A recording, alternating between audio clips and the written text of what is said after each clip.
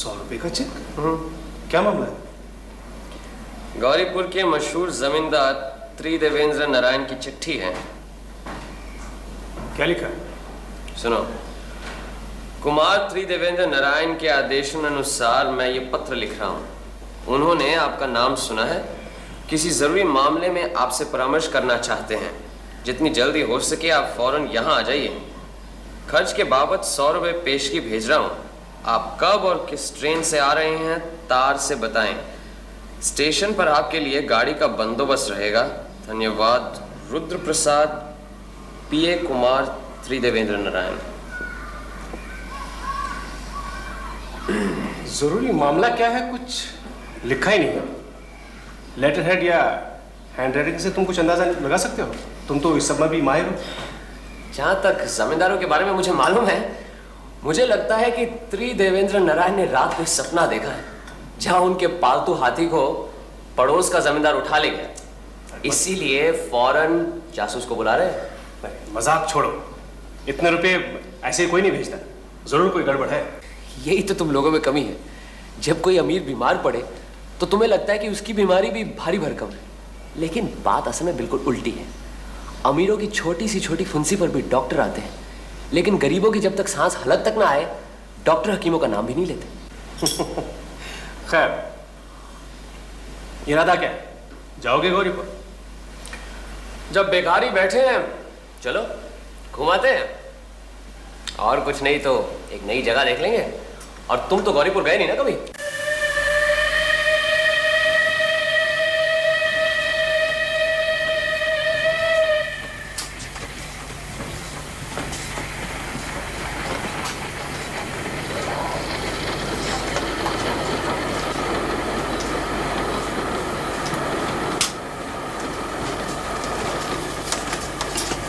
पान लीजिएगा? जी मैंने कहा पान लीजिएगा। लीजिए ना, इसमें तंबाकू नहीं है। नहीं, मुझे तंबाकू से परहेज नहीं, बस मन नहीं कर रहा। मैं बैठ सकता हूँ? आप ये पान नहीं खाते।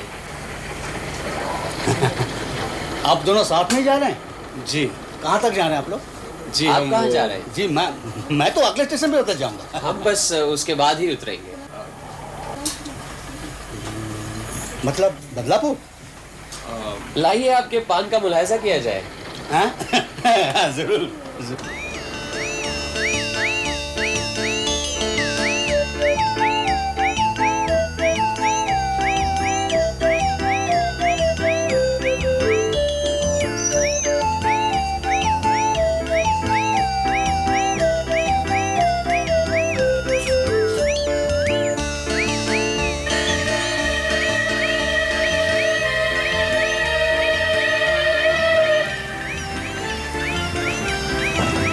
अरे, वो पान वाला आदमी तो दूसरे कंपार्टमेंट में चढ़ गया, यही ना? हाँ।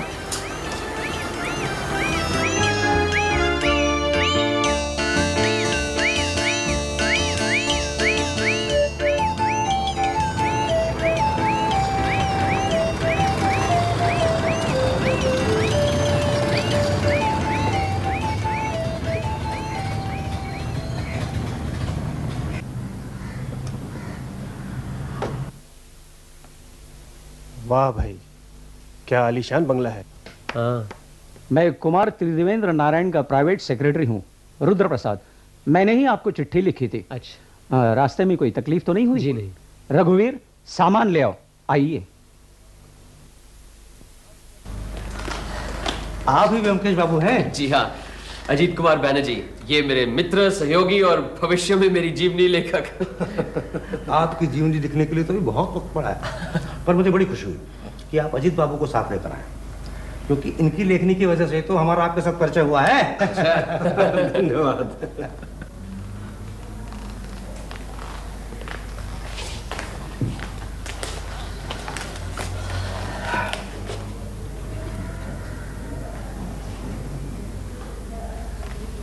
आपके लिए कुछ और नाश्ता, शरबत? जी नहीं, धन्यवाद।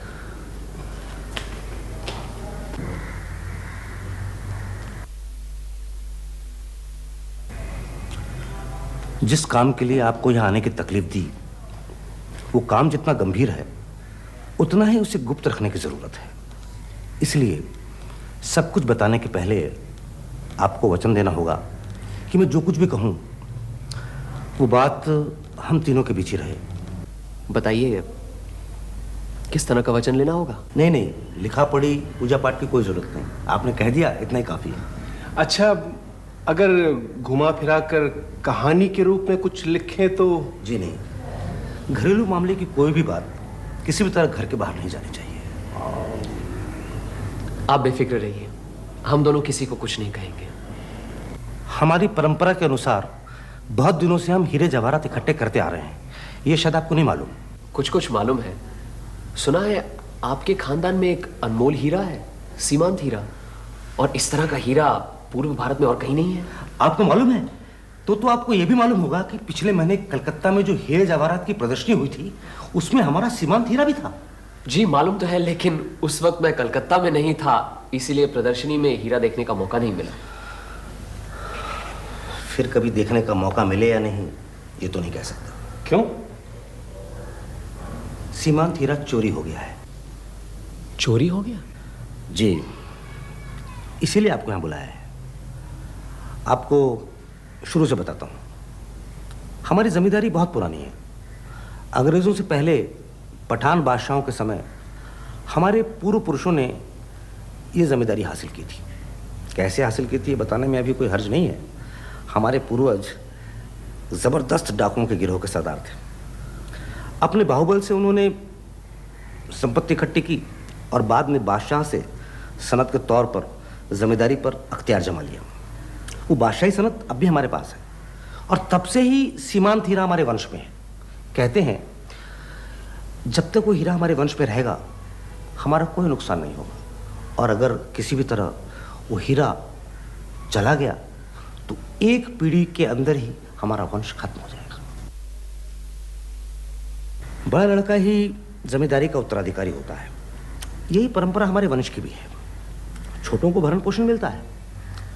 2 साल पहले हमारे पिताजी के गुजरने के बाद सारी जिम्मेदारी मुझे मिली। मैं उनकी एकमात्र संतान हूँ। मेरे एक चाचा भी हैं, पिताजी के छोटे भाई। जिम्मेदारी से उन्हें 3000 माहवारी दी जाती है। लेकिन हीरे की चोरी कैसे हुई? वही बताता हूँ। हीरों की प्रदर्शनी में मैं खुद स्पेशल बोगी बुक कराकर सीमांत हीरा कलकत्ते ले गया था। नुमाइश का इंतजाम सरकार के जिम्मे था, इसलिए चोरी के डर की कोई बात ही नहीं थी। इसके अलावा हीरा जिस ग्लास के केस में रखा था उसकी चाबी सिर्फ मेरे पास थी। नुमाइश 7 दिन चली। 8वें दिन वो हीरा लेकर मैं वापस यहाँ आ गया।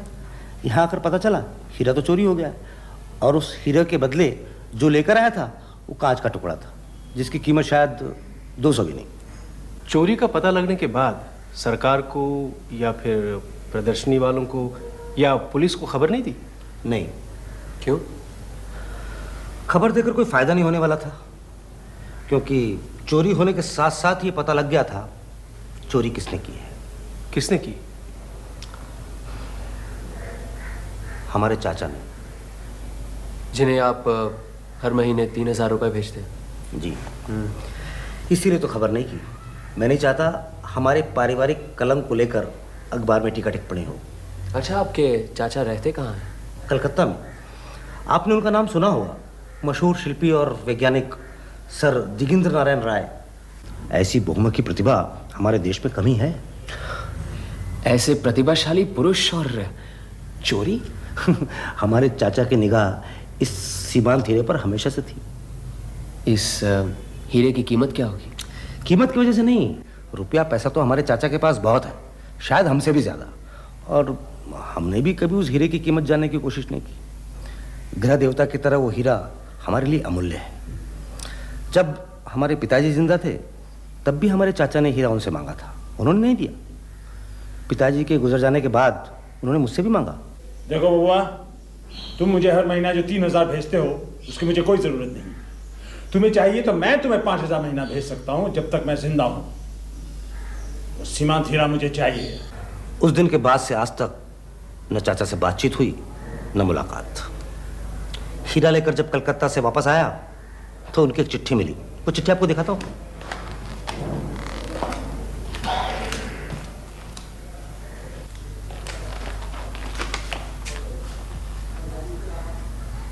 बुरा मत मानना, तुम लोग हीरा देना नहीं चाहते थे, इसलिए मैंने खुद ही हासिल कर लिया। हीरा न होने से तुम्हारा वंश बर्बाद हो जाएगा, यह महज एक वहम है।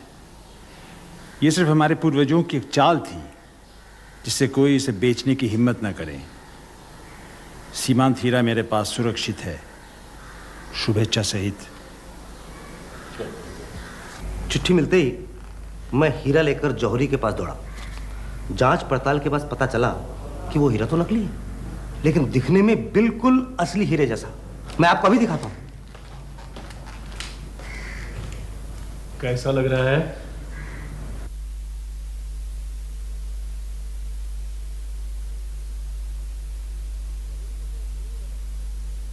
जौहरी के सिवा कोई नहीं बता सकता कि हीरा नकली है। तो मेरा काम हुआ आपको असली हीरा ला कर देना। जी, ये काम कर दीजिए और हमारे वंश का हीरा हमें दिलवा दीजिए। लेकिन ये हीरा नुमाइश से गायब कैसे हुआ? उस झमेले में जाने की कोई जरूरत नहीं। जैसे भी हो, कैसे भी करके हमारा सीमांत हीरा हमारे कब्जे में आ जाना चाहिए। कितना भी खर्चा हो, मैं खर्च करने को तैयार हूँ, उसकी चिंता आप मत कीजिए। लेकिन व्योमकेश बाबू, एक शर्त है। शर्त तो नहीं, विनती समझ लीजिए कि बात अखबार तक नहीं पहुंचनी चाहिए। अच्छा, कब तक हीरा मिलने से आप खुश होंगे? कब तक? मतलब आप हीरा दिलवा देंगे? ये तो बहुत मामूली बात है। मैंने तो सोचा था कोई बहुत ही पेचीदा मामला होगा। खैर, आज शनिवार है, अगले शनिवार तक आपको असली हीरा मिल जाएगा। चले?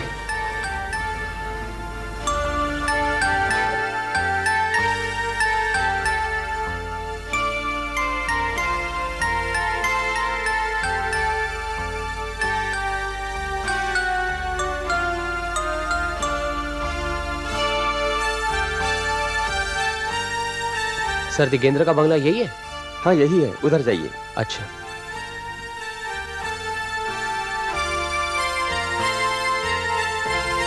अजीत, हाँ? हर चीज ध्यान से नोट करना। ठीक है। नौकरी के लिए आया?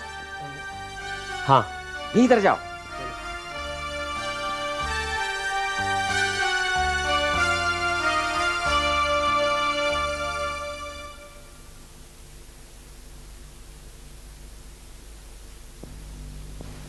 सुनिए जी? यहाँ ये भीड़ कैसी? सर, दिगेंद्र नारायण को एक पर्सनल असिस्टेंट की जरूरत है, उसी के लिए हम सब उम्मीदवार हैं। आज इंटरव्यू है? जी, 10 बजे।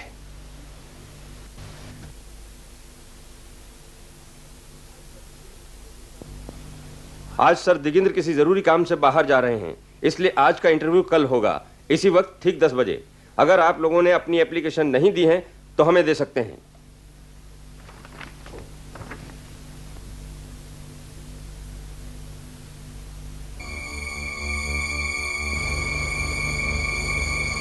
सुनिए जी, आप अपनी कॉपी से एक पन्ना देंगे मुझे? जी।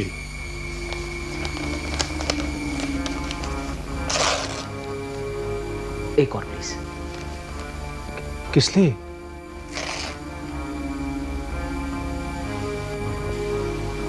बैठो। हाँ? जैसे मैं कहता हूँ वैसे हो। क्या? और यहाँ पर ये भरो इसको। एप्लीकेशन? हाँ, पर्सनल सेक्रेटरी के लिए। एप्लीकेशन लिखते जाओ। लेकिन इसका क्या फायदा? और अपना नाम जितेंद्र नाथ लिख दो। जितेंद्र नाथ क्यों? हाँ, लिख दो तो बाद में बताऊँ।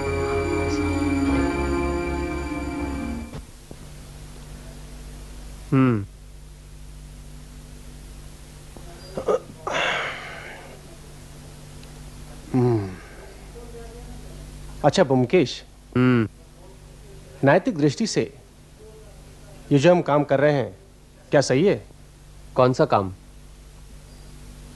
यही गलत नाम देकर अर्जी जो दे आए, या मान लो वो हीरा में मिल भी गया, तो क्या उसे हासिल करना चोरी नहीं है?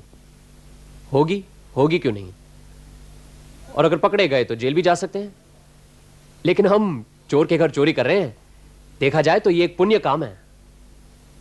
लेकिन कानून की नजर में झूठ झूठ है और चोरी चोरी। हाँ है, सजा भुगतनी पड़ी तो भुगतेंगे, लेकिन मेरे ख्याल से ऐसी नौबत नहीं आएगी। अच्छा, तुम्हें क्या लगता है वो हीरा उसी घर में है? जिस हीरे के लालच में चाचा ने बुढ़ापे में ही भतीजे से सारी संपत्ति हड़प ली, उसे एक भी लम्हे के लिए आंखों से ओझल नहीं होने देगा। बस सिर्फ यह पता लगाना है कि वो हीरा है कहां। अच्छा, मान लो हमने जो 2 अर्जियां दी हैं, अगर वो बेकार हों और काम किसी और को मिले तो? हमें सुनहरा मौका मिला है, उसका फायदा उठाना चाहिए। हमने जो क्वालिफिकेशंस लिख दी हैं, शायद वो दूसरों में ना हो, इसलिए नौकरी हम दोनों में से किसी को मिलनी चाहिए। कहीं ऐसा ना हो दोनों को मिल जाए। और अगर न भी मिले तो सर दिगेंद्र के साथ 10-15 मिनट बाद का मौका मिल जाएगा, वो भी काफी है। लेकिन एक बात याद रखना कि कल इंटरव्यू में तुम्हारा नाम जितेंद्र नाथ है और तुम्हारा निखिलेश।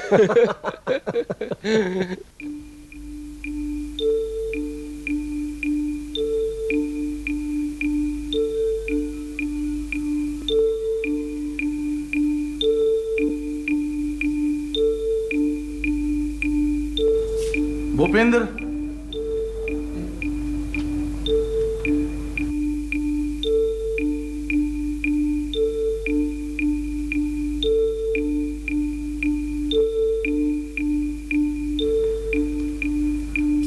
जितेंद्र नाथ और निखिलेश।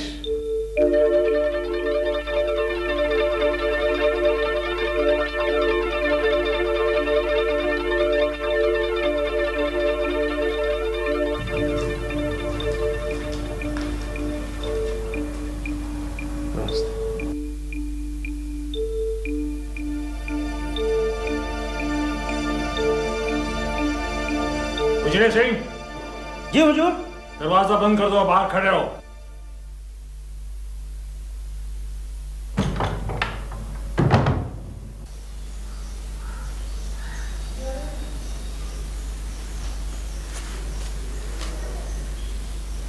निखिलेश किसका नाम है? जी मेरा। तुम निखिलेश हो जी। और तुम जितेंद्र नाथ? जी। तुम दोनों ने क्या सलाह कर दरखास्त दी है? सर मैंने नहीं पहचानता। अच्छा, लेकिन दोनों ने बिल्कुल एक जैसा कागज इस्तेमाल किया है। लगता है एक ही नोटबुक से लिए गए हैं।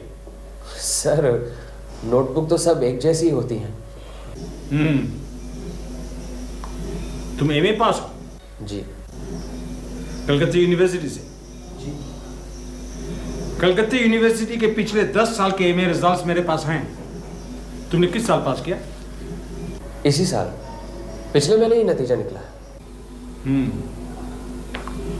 इस साल का नतीजा इस फाइल में नहीं है। शॉर्ट हैंड और टाइपिंग की जो स्पीड लिखी है, उम्मीद है वो भी एमए डिग्री की तरह ठीक होगी। Yes sir. मेरे हिसाब से तुम ही एक कैंडिडेट हो जो सब तरह से फिट हो। बैठो। अजीत बाबू। Yes sir.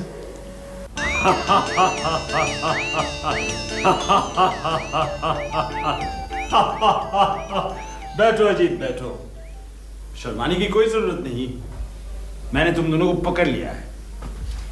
सत्येंद्र नारायण को धोखा देने की धृष्टता देखकर मुझे मजा आ रहा है। और ब्योमकेश, तुम ऐसा एक बचकाना काम करोगे ये उम्मीद नहीं थी। तुम्हारी उम्र ज्यादा नहीं, लेकिन देखकर तो लगता है भेजे में बुद्धि है। और ब्रेन मैटर 50 आउंस तो है ही। लेकिन सिर्फ ब्रेन मैटर से क्या होता है? सब निर्भर करता है कन्वोल्यूशन पर।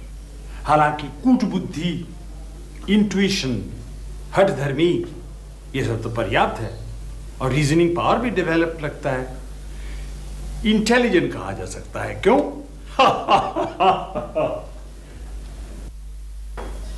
और मेरे भेजे में कितना ब्रेन मैटर है जानते हो? 60 आउंस, तुमसे 10 आउंस ज्यादा। यानी कि एक गोरिल्ला और आम इंसान की बुद्धि में जो अंतर है, वही है तुम्हारी और मेरी बुद्धि में। तो मैं अगर इंसान हूं तो तुम क्या हुए? बबुआ ने तुम्हें भेजा है, यानी कुमार देवेंद्र नारायण, हीरा हासिल करने के लिए। तो क्या तुम 50 आउंस ब्रेन मैटर लेकर वो कर पाओगे? क्या बात है ब्योमकेश, बिल्कुल ठंडे पड़ गए। पंडित बनकर भगवान चुराने आए हो, तो क्या ये चोरी कर पाओगे? 7 दिन के अंदर कुमार त्रिदेवेंद्र नारायण को ये हीरा वापस ला कर दूंगा, ये वचन देकर आया हूं मैं। अच्छा, 7 दिन के अंदर? अरे वाह वाह, क्या बात है। तो कैसे करोगे ये चोरी? हमें भी तो कुछ पता चले। तुम्हें मालूम है, अभी धक्के मार के तुम्हें बाहर फेंकवा सकता हूं। जेल की हवा खाओगे वो अलग। फिलहाल तो आपकी बातों से यही लगता है कि हीरा इसी मकान में है। हाँ है, इसी मकान में है, लेकिन तुम उसे ढूंढ पाओगे? भेजे में है इतनी समझ? आपके हिसाब से 50 आउंस ग्रे मैटर तो है ही, मेरे लिए इतना ही काफी है। अपने आप को बहुत बड़ा 30 मार खां समझते हो ना? तुम जैसा डिटेक्टिव दूसरा नहीं है इस भारतवर्ष में। तुम यहाँ के बैत्यों हो क्या? मैं यहाँ निकलेश बनकर जरूर आया था, लेकिन अब ब्योमकेश हूं, सत्यान्वेषी, सत्य की खोज करने वाला। सत्यान्वेषी, चलो ठीक है, देखते हैं कौन कितने पानी में है। इस घर में तुम्हें पूरी आजादी है, जहां चाहो जाओ, कोई नहीं रोकेगा। 7 दिन के अंदर हीरा निकालो के जुबान दी थी ना, मैं तुम्हें 7 साल का वक्त दे रहा हूं। ढूंढो हीरा एंड बी डेड। उजले सिंह, इन दोनों को पहचान लो। मैं घर में हूं या ना हूं, ये दोनों घर में कहीं भी आ जा सकते हैं। 7 साल तक इन्हें कोई रुकावट नहीं होनी चाहिए, समझे? तो खड़े क्यों? जाओ। कौआ चला हंस की चाल, समझे ब्योमकेश बख्शी? जिंदगी गुजर जाएगी मगर वो चीज तुम्हें नहीं मिलने वाली। मगर एक शर्त है, इस घर में तस्वीरें, स्कल्पचर, क्यूरियोस चारों तरफ बिखरे हुए हैं। हीरा ढूंढने के उत्साह में ये चीज को कोई नुकसान पहुंचा, टूटा या गिरा, तो उसी वक्त मैं धक्के मार के तुम्हें बाहर निकाल दूंगा। मंजूर? मंजूर है। और कुछ? फिलहाल तो कुछ नहीं। सर, मुझे एक बात जानने की बड़ी उत्सुकता हो रही है। आपको कैसे पता चला कि हम ब्योमकेश और अजीत हैं? उजले सिंह, सचिन को बुलाओ। जी हुजूर। क्यों Byomkesh Bakshi, as detective of India, इनके सवाल का जवाब दे सकते हो? नमस्कार सर, नमस्कार नमस्कार। इनसे मिलिए, ब्योमकेश बख्शी, अजीत बैनर्जी। हम मिल चुके हैं सर।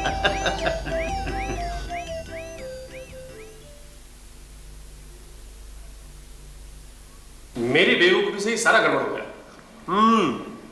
तुमसे बेवकूफी हुई जरूर है, लेकिन बुड्ढे को हमारे बारे में पहले से मालूम था। कुछ भी कहो, खूब उल्लू बनाया हमारे। बुड्ढे की भी एक कमजोरी मेरी पकड़ में आ गई है। मुझे लगता है इसी से काम बन जाएगा, वरना हमारा कामयाब होना मुश्किल था। कामयाब? तुम्हें क्या लगता है कि तुम कामयाब होगे? मुझे तो पूरी उम्मीद है। हाँ, अगर बुड्ढा धक्के मारकर हमें घर से बाहर निकालता तो बात और होती, लेकिन अब उसकी कमजोरी पकड़ में आ गई है, उसी से हम अपना काम पूरा कर लेंगे। अरे कैसी कमजोरी? मुझे तो कोई कमजोरी नजर नहीं आई, बल्कि लगा बुड्ढा तो लोहे की तरह सख्त, ताकतवर और पुख्ता है। कमजोरी है, बहुत तगड़ी कमजोरी है, और इसी की वजह से हमें अपना रास्ता निकालना है। अक्सर देखा है कि बड़े लोगों में ये कमजोरी ज्यादा नजर आती है। जो जितना ज्यादा अक्लमंद होता है ना, उससे 4 गुना ज्यादा उसमें अक्लमंद होने का घमंड होता है। इसीलिए अक्लमंद होते हुए भी वो बेवकूफ बन जाते हैं। साफ साफ बताओ, मामला क्या है? सर दिगेंद्र नारायण को अति बुद्धिमान होने का काफी घमंड है। मैंने सोचा क्यों ना उनके घमंड पर वार किया जाए, और वही मैंने किया। बुड्ढे ने भपके में आकर घर में घुसने की आजादी दे दी। इससे अपना आधा काम तो हो गया, बाकी क्या बचा? हीरे को ढूंढ निकालना, वो भी हो जाएगा। तुम क्या फिर वहां जाओगे? अरे जाएंगे क्यों नहीं, यही तो सुनहरी मौका है, मौके का फायदा नहीं उठाएंगे? आप गए तो वो बेटा उजले सिंह पेट में खुखरी घुसा देगा, मैं नहीं जाने वाला। अरे ये कैसे हो सकता है? एक साथ मैदान में उतरे हैं, साथ ही चलेंगे। हाँ?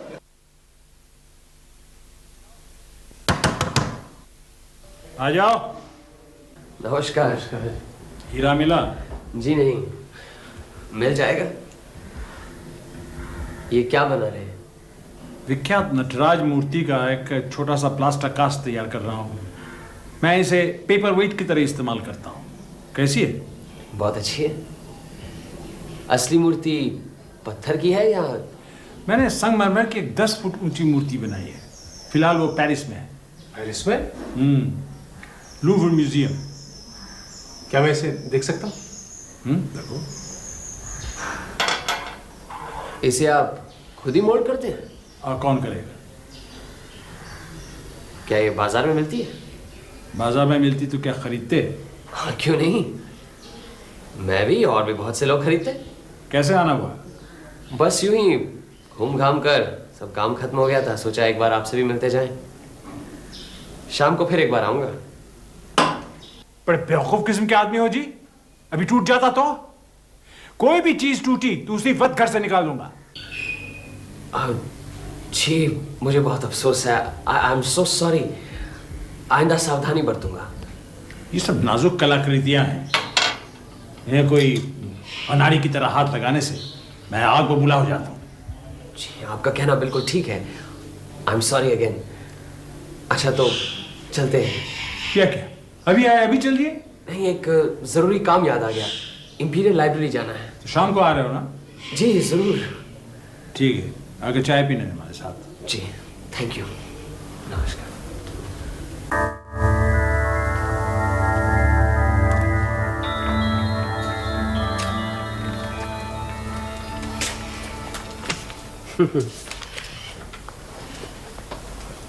क्या बात है? प्लास्टर कास्टिंग के बारे में क्यों पढ़ रहे हो? तुम्हें तो मालूम है मेरी दिलचस्पी हर चीज में होती है। लेकिन कोई बात तो होगी। सर दिगेंद्र ने ठीक ही कहा था।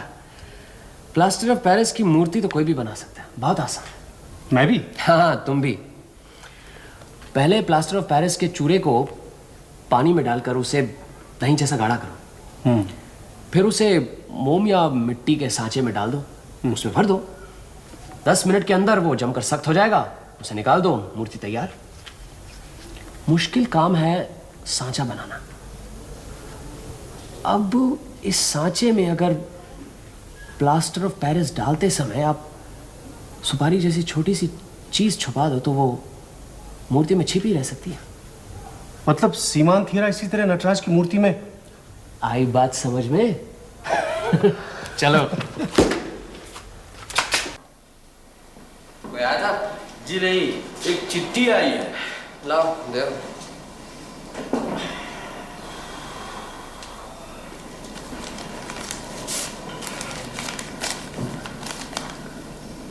अरे गौरीपुर से त्रिदेवेंद्र नारायण आ गए, ग्रैंड होटल में है।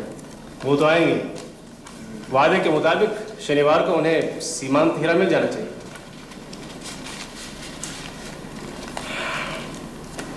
क्या सोच रहे हो? अगर सर दिगेंद्र को पता चल गया कि कुमार बहादुर आ गए हैं, कहीं ऐसा ना हो हमें अपने घर के अंदर घुसने न दें। अरे इतने दिनों से घर के कोने कोने की तलाशी ले रहे हो, अब बाकी रह ही क्या गए? मुझे यकीन होता जा रहा है कि वो हीरा सर दिगेंद्र की बैठक में ही कहीं है। मैंने गौर किया, बुढ़ा जहां भी हो उसकी नजर हमेशा टेबल पर ही रहती है। चलो खा पी के सोते हैं, आज तो बहुत थक गए। अजीत, मुझे लगता है वो हीरा नटराज मूर्ति के अंदर छुपा कर रखा है। अरे तुमने देखा नहीं किस तरह से मूर्ति मेरे हाथ से ले ली? कल तो किसी भी तरह उस मूर्ति को जाकर हासिल करना है। लगता है मुझे इस मूर्ति से प्यार हो गया है। कल सारी रात इसकी याद में नींद नहीं आई। सच। ओमकेश, तुम्हारे मन की बात मैं जानता हूं, मुझसे कुछ छुपा नहीं सकोगे। इस मूर्ति के लिए रात भर नींद नहीं आई तो जाओ, आज से ये मूर्ति तुम्हारी, मेरी तरफ से तोहफा। अब तो खुश? ये नाजुक और कीमती है, संभाल के रखना, कहीं टूट ना जाए। बहुत बहुत धन्यवाद सर दिगेंद्र, आपका तोहफा सर आंखों पर। 6 दिन तो हो गए, कल भी आओगे क्या? हाँ, बस कल ही का दिन तो बाकी है।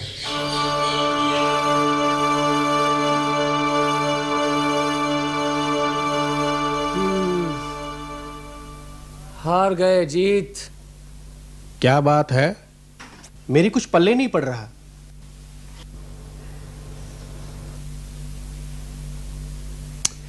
मुझे पूरी उम्मीद थी कि हीरा इसी नटराज के अंदर है। अच्छा बताओ, इतनी अच्छी जगह कहीं मिल सकती है? हीरा आंखों के सामने टेबल पर है, लेकिन किसी को कुछ पता नहीं। अपनी सबसे प्यारी चीज बिल्कुल अपनी आंखों के सामने ही पड़ी है। सर दिगेंद्र ने यह खुद बनाया है। इसीलिए हीरा इसके अंदर छुपाना उनके लिए कोई बड़ी बात नहीं है। आज ठान का निकला था कि कैसे भी हो यह मूर्ति चुरा कर ही लाऊंगा, लेकिन बुढ़े ने सारे इरादों पर पानी फेर दिया और मूर्ति मुझे खुद भेंट कर दी। चले पर नमक छिड़कने में उस्ताद है बुढ़ा। अब फिर नए सिरे से सब शुरू करना पड़ेगा। अब क्या शुरू करोगे? बस एक ही दिन तो बाकी है। उधर कुमार बहादुर कलकत्ते आ गए हैं, कहां से दूंगा उनका सीमांत हीरा? लगता है सर दिगेंद्र ने बाजी जीत ली। लेकिन उन्होंने मुझे ये मूर्ति दी क्यों? एक काम करते,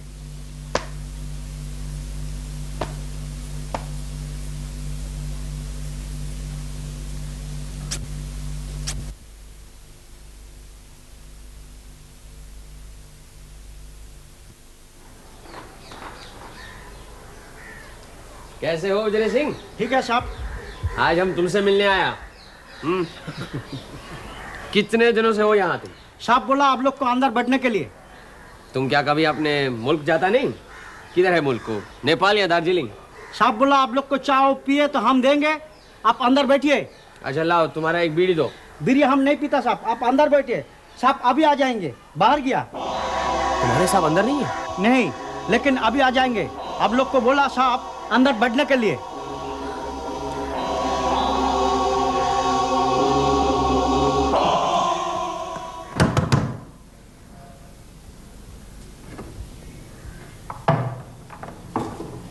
हाँ ब्योमकेश बख्शी। भाग गए। आपका नाम? जी बताइए ना। मेरा नाम जानकर तुम क्या करोगे? बाबू का हुक्म है, कोई भी आए उनका नाम पता रखूं। अच्छा ये बात है, तो कह देना गौरीपुर के कुमार साहब के आदमी आए थे। एक गिलास पानी लाना, दवा लेनी है।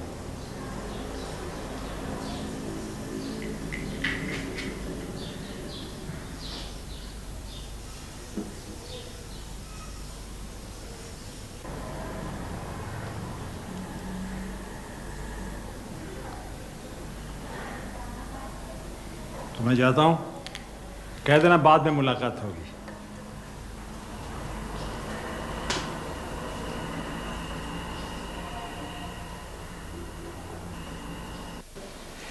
अरे बूटी राम, तुमने तो बहुत अच्छा काम किया है। अजीत, तुम्हें जानकर ताजुब होगा, पूरे एक दिन 24 घंटों तक वो सीमांत हीरा इसी टेबल पर था। खैर अब तो पता चल गया है हीरा कहाँ है। लेकिन तुमने उन्हें ले क्यों जाने दिया? कोई बात नहीं, अब पता जो चल गया है कि असली चीज कहाँ है। ग्रैंड होटल, कुमार त्रिदेवेंद्र को दीजिए। कहिए ब्योमकेश बात करना चाहते हैं। हाँ कुमार बहादुर जी, ब्योमकेश, कल सुबह 10 बजे तक आपको अपना सीमांत हीरा मिल जाएगा। नहीं नहीं, आप 12 बजे की गाड़ी से ही जा सकते हैं। हाँ 11 बजे आप आराम से होटल से निकल जाइए, मैं उसके पहले ही आ जाऊंगा। 100%। जी हाँ, निकल पड़िए जी। Bye bye. अरे आओ आओ, आजकल जब तक ये जुगल जोड़ी के दर्शन नहीं होते तब तक खाली खाली सा लगता है, आदत सी पड़ गई है। चाय लिया। आपको 7 दिनों से काफी परेशान किया हमने, बस यही कहने आया था, हम कल से नहीं आएंगे। जिंदगी में हार जीत तो होती रहती है। आपको जरूर मालूम होगा, आपके भतीजे साहब ग्रैंड होटल में ठहरे हुए हैं। मैंने उनसे भी कह दिया है, उन्हें यहाँ और ठहरने की जरूरत नहीं। बस आज उनसे भी विदा ले लूंगा। चलो अच्छा हुआ, सुबह का भूला शाम को घर तो आ गया। और बबुआ से भी कह देना कि अपने समय बेकार में बर्बाद न करे। जी जरूर कहूंगा। आपकी ऐसी ही दी हुई सौगात मैंने अच्छी तरह संभाल के रखी हुई है। आपकी मधुर याददाश्त के हिसाब से ये मेरे लिए एक बहुमूल्य तोहफा है। हमारे यहाँ इतने दिन लगातार आकर तुम्हारी दिलचस्पी शिल्प कला की तरफ बढ़ी है, ये जान के मुझे बड़ी खुशी हुई। इतने दिनों तक कला और संस्कृति की तरफ तो मेरी कोई दिलचस्पी ही नहीं थी, लेकिन आपके संपर्क में आकर कला का जो रस मिला है वो जिंदगी भर याद रहेगा। वो चित्र भी आपका मुझे बहुत अच्छा लगता है। ये चित्र मैंने 20 साल पहले बनाया था। अच्छा, अब आपसे विदा लेता हूं। आपसे मिलकर मुझे फायदा ही हुआ है। कभी जरूरत पड़े तो जरूर याद कीजिएगा। मैं सत्यान्वेषी हूं, सत्य की खोज करना मेरा पेशा है। आपके सामने हाजिर हो जाऊंगा। अच्छा सर, नमस्कार। चलो जी, नमस्कार।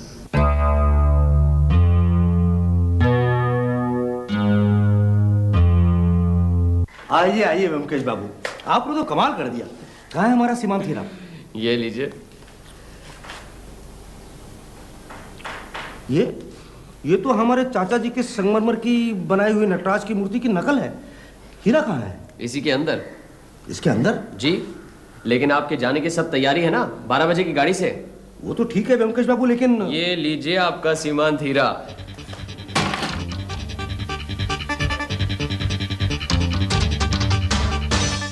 हाँ, यही हमारा सीमांत हीरा है। तुम्हें कैसे पता चला कि हीरा इसी मूर्ति में है? सर, दिगेंद्र भी भाप गए थे कि मुझे पता चल गया, इसलिए हमारे आंखों में धूल झोंकने के लिए उन्होंने मुझे मूर्ति दी। फिर ऐसी ही एक दूसरी मूर्ति लेकर वो कल हमारे घर आए और इससे बदल दी। ये तो मैंने अपने हस्ताक्षर बी इस पर किए थे। उसी से मुझे यकीन हो गया कि हो ना हो इसी मूर्ति के अंदर वो हीरा है। इसलिए कुछ देर पहले मैं किन शब्दों में अपनी कृतज्ञता प्रकट करूं? यहाँ से फौरन विदा होकर। कहीं आपके चाचा ना को पता चल गया तो अभी यहाँ आदमकेंगे, फिर मामला चौपट। मैं तो जा ही रहा हूँ, लेकिन आप लोगों को इसकी चिंता बाद में। फिलहाल आप जितनी जल्दी हो सके गौरीपुर पहुंच जाइए।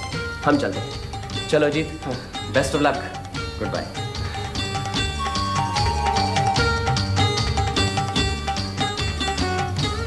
अजीत, ये देखो, लो ये पढ़ो। प्रिय ब्योमकेश बाबू, आपकी कृतज्ञता के जवाब में जो कुछ भेज रहा हूँ वो आपकी प्रतिभा के सामने कुछ नहीं है।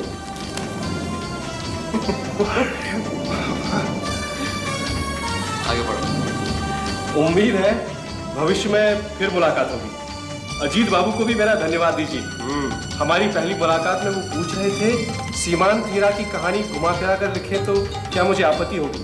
तब मैंने ना कहा था। अब मुझे कोई ऐतराज नहीं, नाम बदल कर कहीं भी छपवा सकते हैं। क्यों?